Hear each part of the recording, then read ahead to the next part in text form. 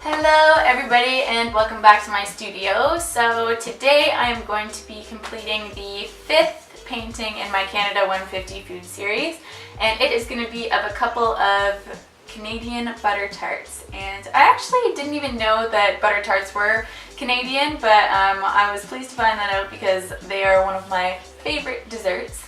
So yeah, my parents went up to the cottage this weekend and they brought me back a half dozen of these beautifully photographable butter tarts that are perfectly runny in the middle, and I had a photo shoot this morning and it all went very smoothly. I ended up eating the butter tart for breakfast and then getting a stomach ache after, but like no regrets because it was so good.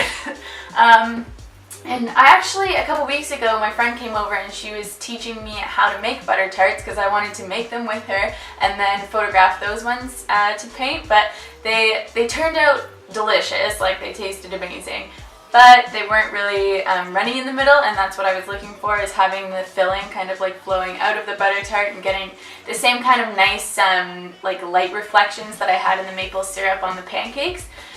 So yeah, so I had the photo shoot this morning, it all went very well, and now I'm ready to start painting, so let's go. Everything you said we already knew, more or less. Well, here's something that you didn't know. 2 of those special atomic bombs haven't gone off.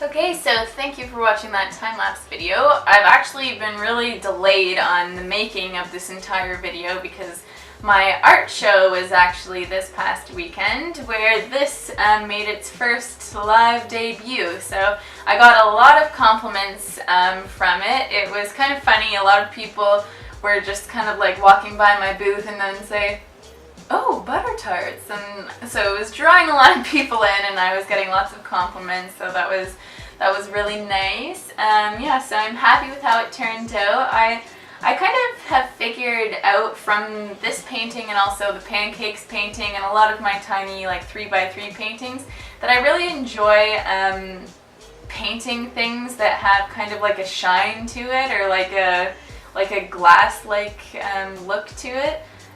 So for example, yeah, like this nice butter tart filling pouring out, like with all the nice reflections and things like that. So I think that's maybe something that I'd like to kind of dig a little deeper in the future. Yeah, so now I'm finished. I think I'm gonna hold on for the 24x24 Canada 150 food series for a bit and start working a little more smaller scale, because I kind of figured from this past art show that I had that a lot of people were really kind of impressed by these paintings, but weren't exactly extremely willing to get their wallets out and pay for a giant like 24x24 painting of like a butter tart, for example. Whereas I think that if this maybe had been a smaller size, then people would be a little bit more willing. And also, it's just kind of hard to find the space. Like, you need a big space to put a big painting like this. So yeah, I think that for the next few food paintings I'm going to be doing, they'll be a little bit more smaller scale. I haven't exactly decided on the measurements yet, but I'm thinking about maybe like an 8x8 or 10x10. Yeah, so my next show is the Kensington Market Art Fair, and that's when I'll have all my colorful medium-sized food paintings out. This is a subject matter that I've really been digging lately, and I think that it's a lot of fun, so I'm going to stick with it.